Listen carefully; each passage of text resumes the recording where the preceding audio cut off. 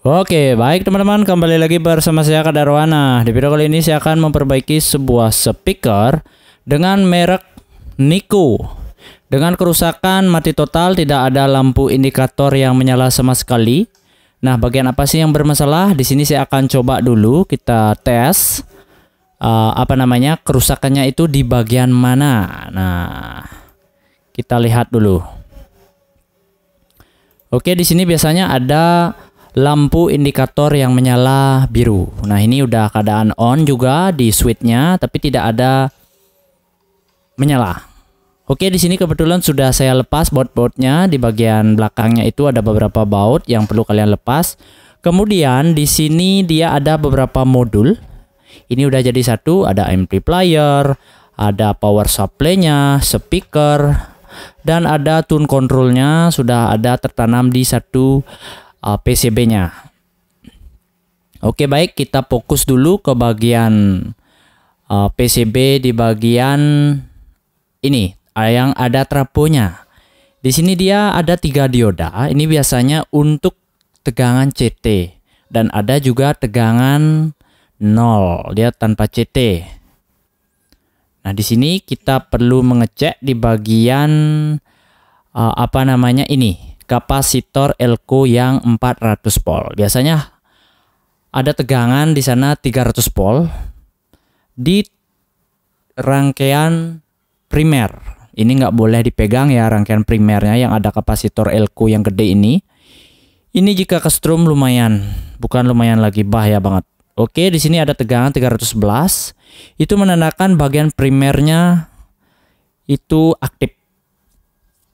Nah, di sini bagian outputnya saya akan ukur ada 3 buah kapasitor. Ini ada CT dan ada 0. Dan juga ada ini IC 7805 kalau nggak salah. Biasanya untuk modul MP3-nya. Di sini kita ukur biasanya ada tegangan 13 volt sampai 14 volt. Oke, baik, di sini saya akan coba colokan. Ini kita cek dulu. Oh, bukan colokan. Saya lepas biar kita bisa memegangnya. Kita ukur dulu, ini tegangannya masih tersimpan di kapasitor elko-nya.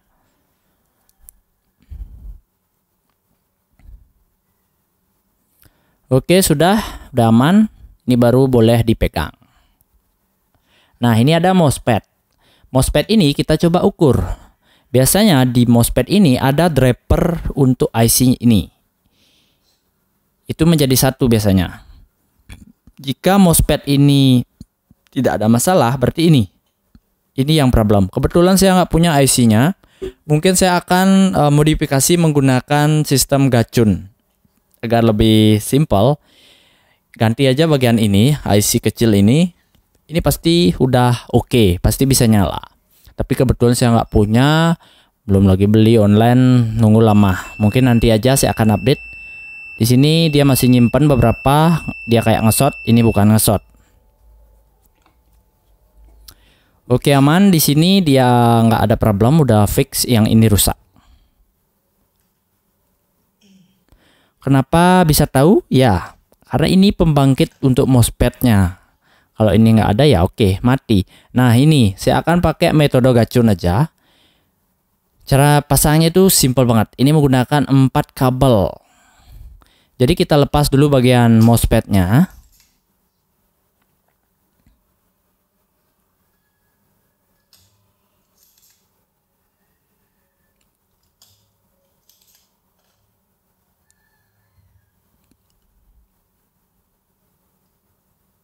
Oke, ini MOSFET-nya ini masih bagus banget. Ya, kita abaikan aja, kita uji coba dulu ya. Nah, ini kalian bisa lihat. Ini untuk CT. Nanti kita hubungkan ke sini aja, bagian gacunnya. Nanti dia akan mengikuti tegangan dari CT-nya. Nah, ini ada trim port. Kalian usahakan putar ke kiri, pull dulu ke 0. Jangan ke kanan. Kalau ke kanan itu dia tegangannya tinggi banget. Nanti kita sesuaiin aja, kita ukur pakai apometer berapa yang kita butuhkan. Ini settingan yang saya putar adalah 12 volt standarnya.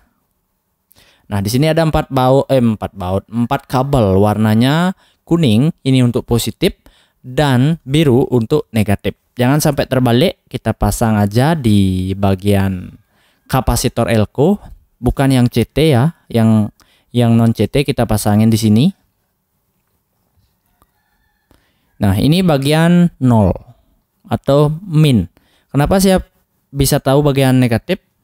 Ya, di bagian kapasitor elko itu udah ada tanda negatifnya. Dan ini bagian positif yang kuning.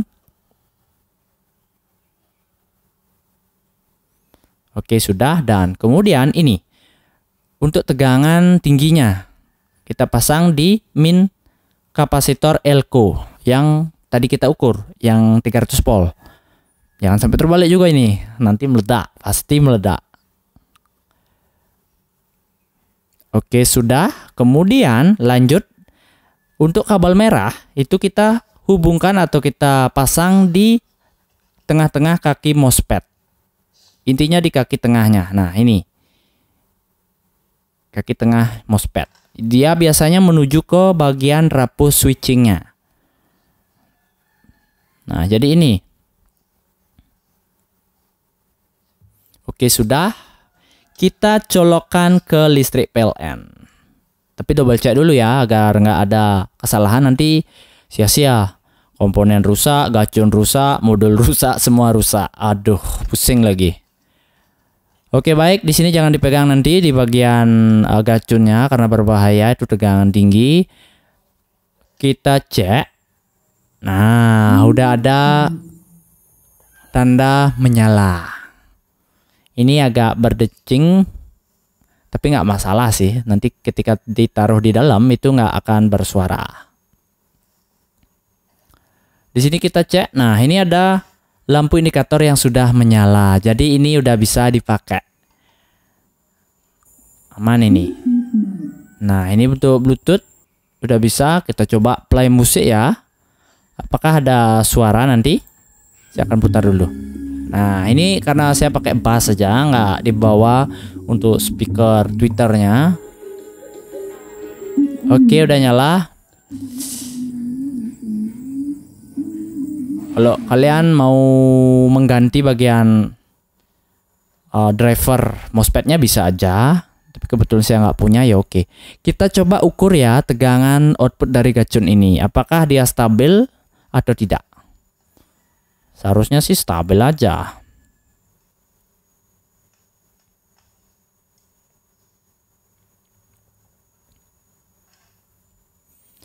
Oke, baik, di sini kita coba ukur ya tegangan outputnya. Berapa nih tegangannya? 13,3. Kalian bisa turunin lagi, nggak apa-apa, sampai di 12.